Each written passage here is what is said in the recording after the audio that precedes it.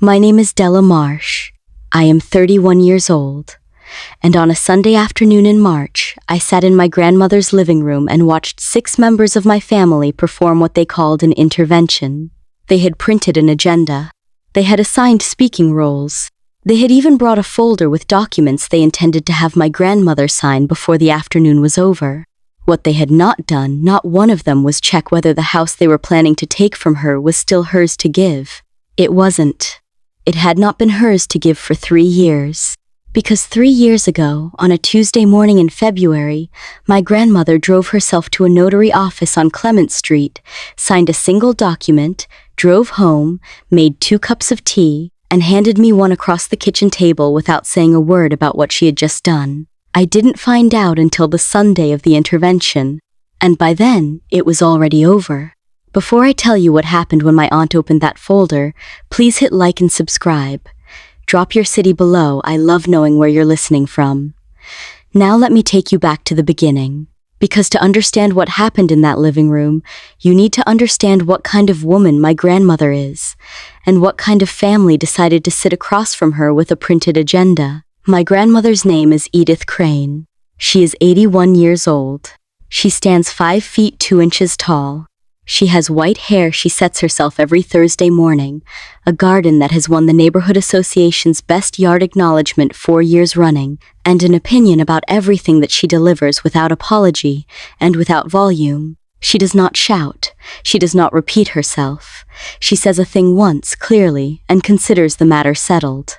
She has lived in the house on Birchwood Lane for 53 years. She and my grandfather bought it the year they married, a 3-bedroom craftsman with a covered porch and a backyard maple that drops leaves every October in a way she describes as reliable. My grandfather died 11 years ago. Edith has lived alone since then, which the family discusses at every gathering as though it is a problem she has failed to solve. It is not a problem. She does not experience it as one. I should tell you who I am in this family. My mother, Carol, is Edith's youngest daughter. I am Carol's only child.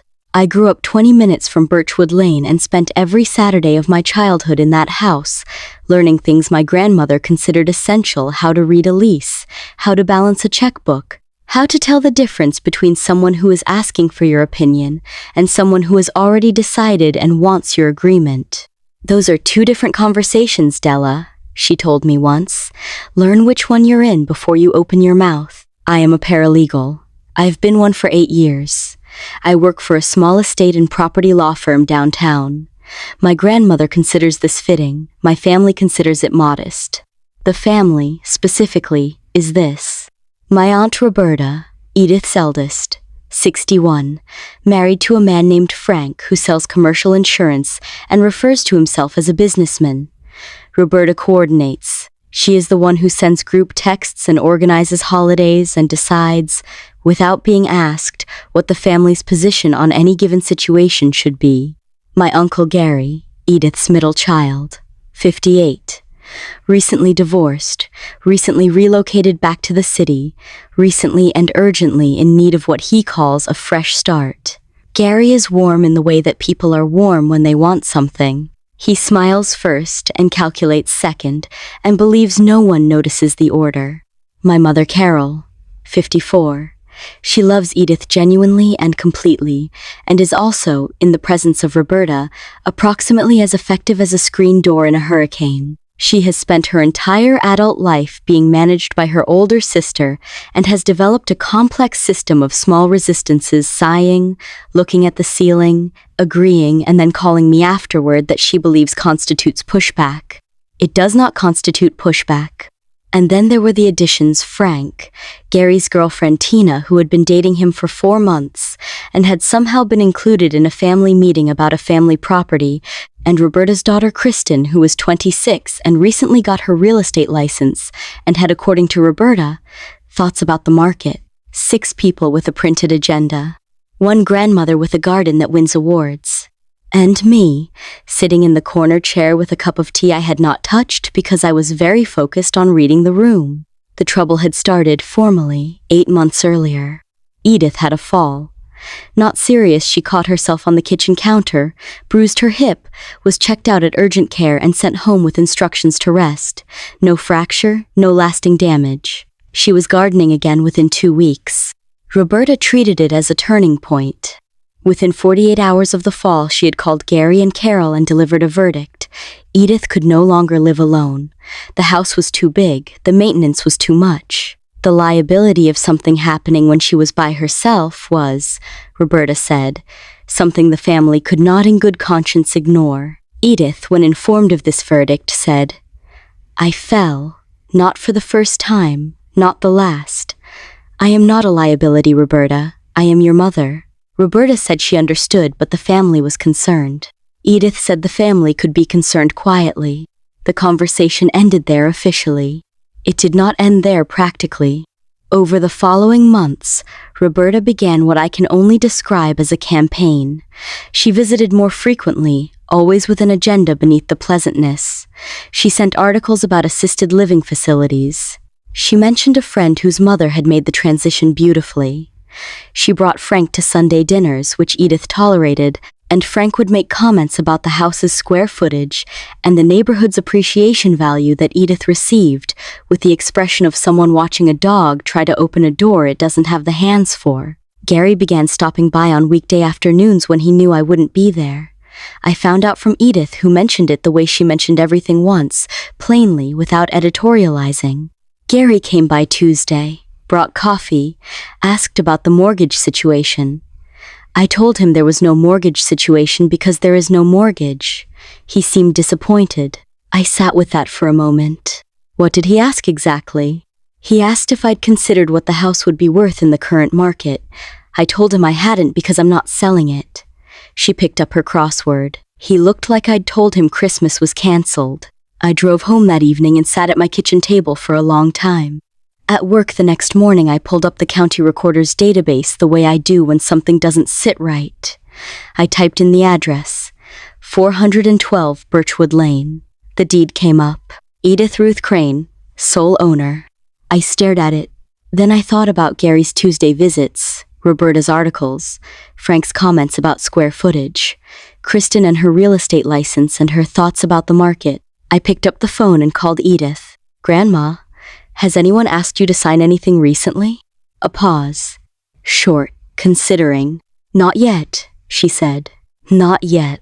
2 words that told me everything about what she knew was coming. I want to stop here for a second. Have you ever watched something build slowly, the kind of thing where each individual piece looks innocent, but the shape of it is unmistakable, and had to decide whether to say something before it became undeniable? Tell me in the comments. Because that is exactly where I stood for the next 3 months, and I made a decision about how to handle it that I want to be honest with you about. I said nothing. I waited, and I prepared. Stay with me. 2 months after that phone call, Edith called me on a Thursday morning. "I need you to drive me somewhere Saturday," she said, "and I need you not to mention it to your mother." I said I'd be there at 10. Saturday morning, I pulled into Birchwood Lane at 9:58. Edith was on the porch in her good coat, handbag over her arm, white hair set fresh from her Thursday appointment. She got in the car and gave me an address I recognized immediately. It was a notary office 3 miles from her house. The same building that housed a small estate planning firm I had referred clients to twice. I did not ask questions. We drove. Inside, she was expected. The notary, a calm woman named Sandra who looked to be about 50, greeted Edith by name and guided us to a small room with a table and 2 chairs and a document already waiting in a clear folder. Edith sat. She read every page. She asked 2 questions I could not hear from where I stood in the doorway. Sandra answered both. Edith nodded. She signed. Sandra notarized the document, made a copy, handed Edith the original in a sealed envelope with Edith's name written across the seal in Sandra's handwriting. The whole thing took 22 minutes. On the way back to the car, Edith put the envelope in her handbag and clicked it shut. "Grandma," I said carefully, "can I ask what we just did?" She looked straight ahead through the windshield. "You can ask," she said, "but I'm not going to tell you yet. When the time comes, you'll know. What I need you to do right now is drive me home and have lunch with me and not say a word about this to anyone. I drove her home. We had soup and toast, and she beat me at gin rummy twice. I did not ask again. I am a paralegal. I recognized the document type from the 2 pages I had been able to see before she closed the folder. I knew what she had done, I just did not know the full scope of it yet. What I did know was this. My grandmother, at 81 years old, had driven herself to a notary, signed a legal document, and told no one except me, and even I only knew the shape of it, not the details. She had done it on a Thursday morning without telling a single person in the family who had been spending months deciding her future for her. She was the quietest person I had ever known. She was also the most prepared. The intervention was organized by Roberta on a group text that did not include me. My mother forwarded it to me privately with 3 question marks and the words, "I don't think this is a good idea." I called her immediately. "What exactly is happening?" "Roberta says we need to have a family conversation with Mom about the house.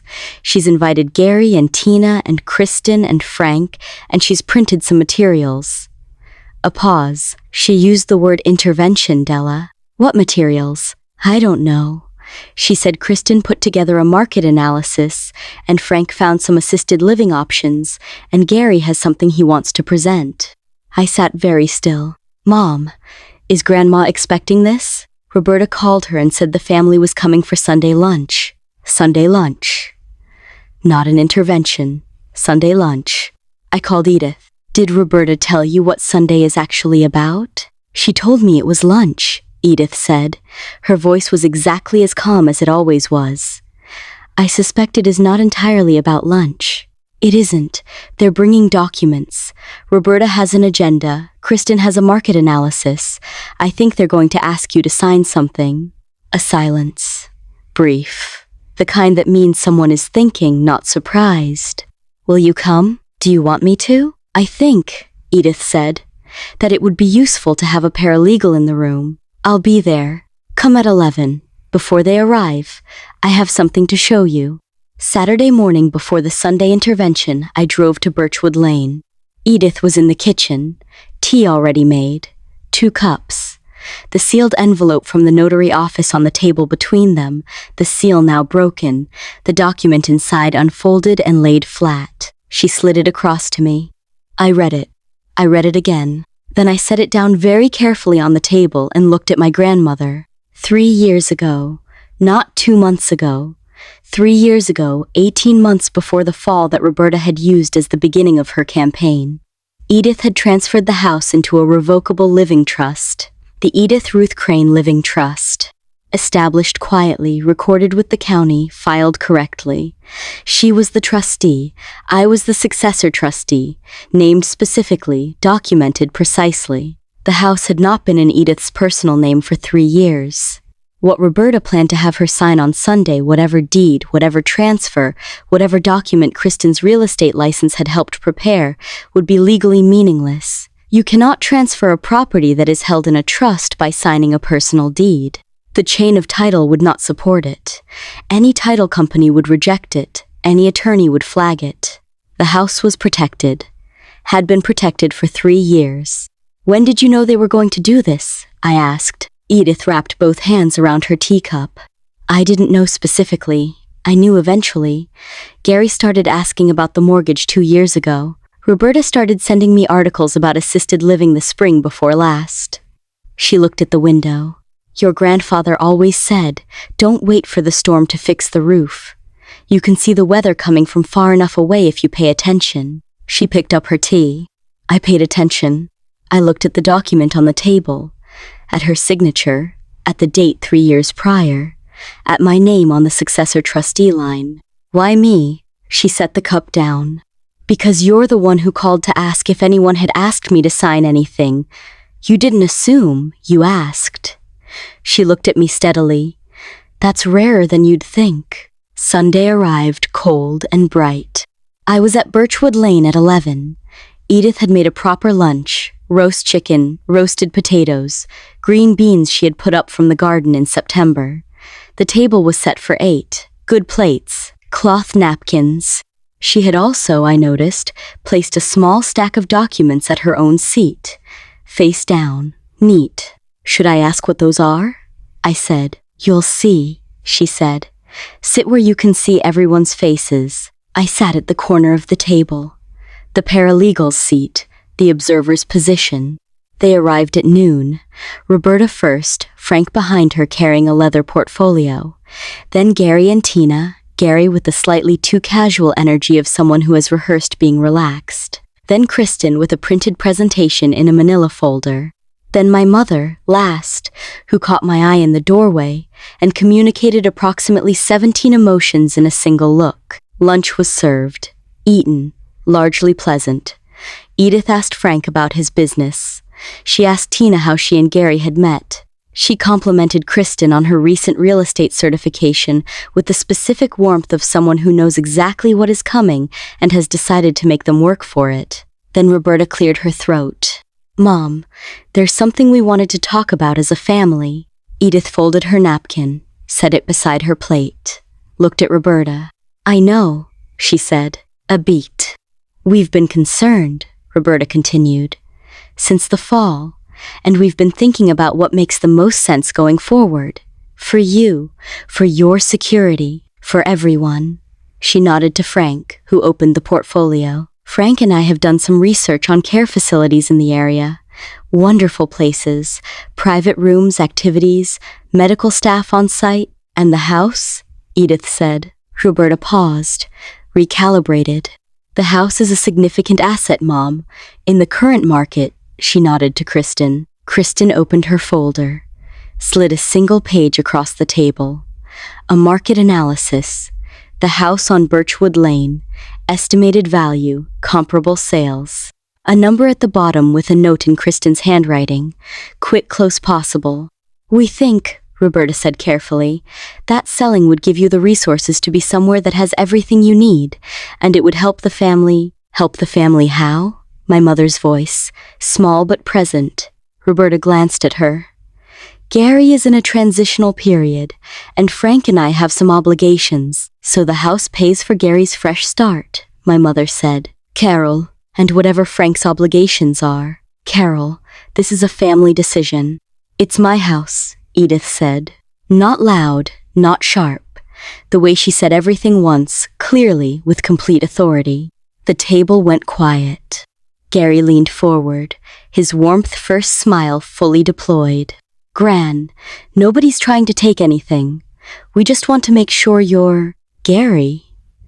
Edith looked at him with the expression she had used on me when I was 12 and tried to tell her I had finished my homework when I hadn't. "I know what you've been asking the neighbors about the property value.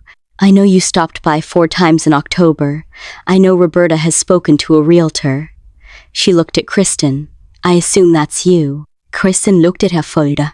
"I also know," Edith continued, "that you've brought something for me to sign today." Roberta opened her mouth. "Don't." One word. Let Frank show it. Frank, after a moment, reached into the portfolio and produced a document. A quitclaim deed. Transferring the property at 412 Birchwood Lane from Edith Ruth Crane to Roberta Ann Holt and Gary William Crane as joint tenants. Pre-filled. Her signature line blank. A pen already clipped to the top. The table was very quiet. My mother made a sound that was not quite a word. Edith looked at the deed for a long moment. She did not touch it. Then she reached for the stack of documents at her own seat. She turned them face up. She slid the top one across the table to Roberta. It was a certified copy of the recorded trust deed. "This property has been held in the Edith Ruth Crane Living Trust for 3 years, she said. "The deed you've brought has no legal effect. You cannot transfer a property from personal ownership when it is held in a trust. The chain of title will not support it. No title company will record it." She slid the second document across. "The trust instrument itself. The trust names me as trustee. It names Della as successor trustee." She looked at me. I looked back. "Any decision about this property requires the trustee's authorization. That is me, and I am not authorizing a sale." She looked at Roberta. "I am also not moving." Roberta stared at the trust document. Her mouth opened, closed. Frank took the deed back slowly, looked at it, looked at the trust document, looked at Roberta. When did you... Gary started. 3 years ago, Edith said. Before the fall, before the articles Roberta sent me, before your Tuesday visits, Gary. She picked up her tea. I told you, I'm not going anywhere, but I appreciate that you came for lunch. The room was absolutely still. Kristen closed her market analysis folder. My mother let out a long, slow breath that she had clearly been holding for the entire meal. Gary looked at the table, then at Edith, then at the table again. Gran, Gary. Not unkind, entirely final. Eat your potatoes. I want to tell you what happened after. Not because it is dramatic, because it is true. Roberta left before dessert. She kissed Edith on the cheek at the door, which I thought was either genuine or the most composed performance I had ever witnessed, and I still don't know which. Frank carried the portfolio out under his arm with the specific posture of a man recalibrating. They did not mention the deed again. Gary stayed for dessert. Apple cake. He ate 2 slices in silence and then said, quietly, without looking up from his plate, I'm sorry, Gran. Edith put a 3rd slice in front of him. I know, she said. She did not say it was fine. She did not say she understood. She said she knew, which was the most honest thing anyone said all afternoon. My mother helped with the dishes. I dried. We did not talk much. At the door, she hugged me for longer than usual. She knew, my mother said. She knew the whole time. 3 years, I said. My mother shook her head slowly. Not in disbelief, in recognition. She was always like that. Even when we were small, she never reacted. She prepared. I drove home with the copy of the trust document Edith had given me to keep in my files. I work in estate law. I have seen families do what the Cranes did on that Sunday. The slow accumulation of pressure, the printout, the pre-filled document, the pen already attached more times than I can count. I have seen it succeed. I have seen people sign things they didn't understand because the room was full and the people asking were people they loved and saying no felt like betrayal. Edith did not say no. She didn't have to. She had signed something 3 years earlier that said it for her, quietly, correctly. On a Tuesday morning before anyone had thought to ask, Roberta called 2 weeks later. She asked if they could have lunch, just the 2 of them, she and Edith. Edith said yes. I don't know everything that was said. Edith mentioned it briefly afterward. She apologized. Edith said, Did you accept it? I told her I loved her and she should call more often and not just when she needs something. What did she say? She cried. Then we had salad. I smiled. That sounds about right. Most things resolve themselves if you give them the right structure, Edith said. People are like buildings, Della. They need a solid foundation before you can do anything else with them. She went back to her crossword. The house on Birchwood Lane is still standing. The backyard maple still drops its leaves every October, reliable as ever. And the garden still wins the Neighborhood Association's Best Yard Acknowledgement. This year, for the 5th time, Edith accepted the acknowledgement with a nod and went inside to make tea. She has never once mentioned the intervention again. Some things, she told me once, don't need to be discussed after they're resolved. You make the document. You file it correctly. You let it do its job. And then you move on. If this story reminded you to check on the people you love, not to manage them, just to ask, do it today. Drop a comment. Share this with someone who needs to hear it. Subscribe so the next story finds you. I'll see you there.